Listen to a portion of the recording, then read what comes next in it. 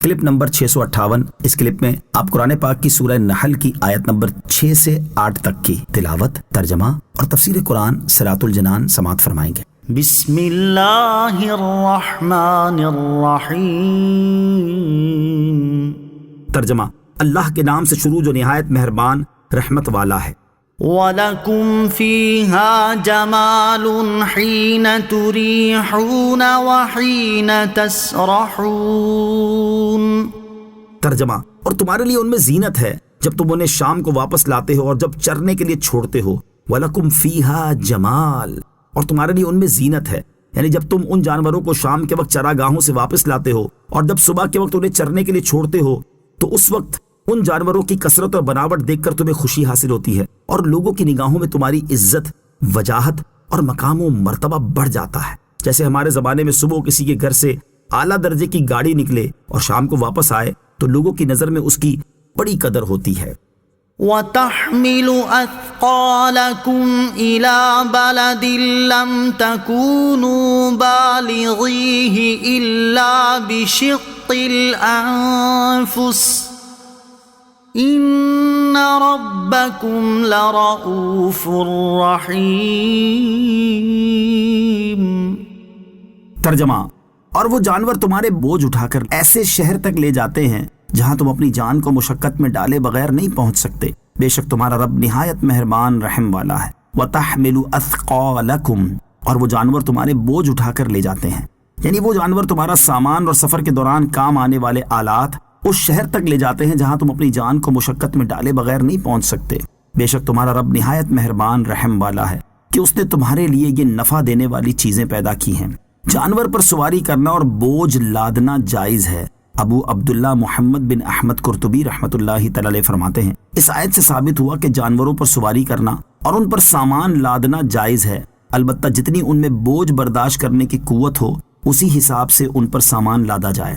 جانوروں سے متعلق اسلام کی عظیم تعلیمات، کثیر احادیث میں جانوروں کے ساتھ بھی نرمی سے پیش آنے، ان کے لیے آسانی کرنے اور ان کے دانا پانی کا خیال رکھنے کا حکم دیا ہے۔ چنانچہ حضرت ابو ہریرہ رضی اللہ تعالی عنہ سے روایت ہے، سید المرسلین صلی اللہ تعالی علیہ وآلہ وسلم نے ارشاد فرمایا، جب تم سرسبزی کے زمانے میں سفر کرو تو زمین سے اونٹوں کو ان کا حصہ دو، اور جب تم خشکی کے سال میں سفر کرو تو زمین سے جلدی گزرو تاکہ اونٹ کمزور نہ ہو جائیں، اور جب تم رات کے وقت آرام کے لیے اترو تو راستے سے الگ اترو، کیونکہ وہ جانوروں کے راستے اور رات میں کیڑے مکوڑوں کے ٹھکانے ہیں۔ حضرت انس رضی اللہ تعالیٰ عنہ سے روایت ہے، فرماتے ہیں حضور انور علیہ الصلوۃ والسلام نے ارشاد فرمایا، جو مسلمان بھی کوئی درخت لگاتا ہے یا کھیت اگاتا ہے، اس سے کوئی پرندہ، انسان یا جانور کچھ کھا لیں تو وہ اس کے لیے صدقہ ہوتا ہے۔ حضرت سہل بن حنظلیہ رضی اللہ تعالی عنہ فرماتے ہیں، تاجدار رسالت صلی اللہ تعالی علیہ وسلم ایک ایسے اونٹ کے پاس سے گزرے جس کی پیٹھ پیٹ سے مل گئی تھی، تو ارشاد فرمایا،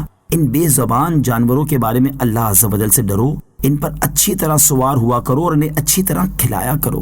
حضرت جابر رضی اللہ تعالی عنہ سے مروی ہے، مسلم شریف کی حدیث ہے کہ حضور اقدس صلی اللہ علیہ وسلم نے جانوروں کے چہرے پر مارنے اور چہرے کو داغنے سے منع فرمایا۔ مزید فرماتے ہیں، رسول اللہ صلی اللہ علیہ وسلم کے پاس سے ایک گدھا گزرا جس کے منہ کو داغا گیا تھا، تو آپ علیہ الصلوۃ والسلام نے ارشاد فرمایا، جس نے اسے داغا ہے اس پر اللہ تعالیٰ کی لعنت ہو۔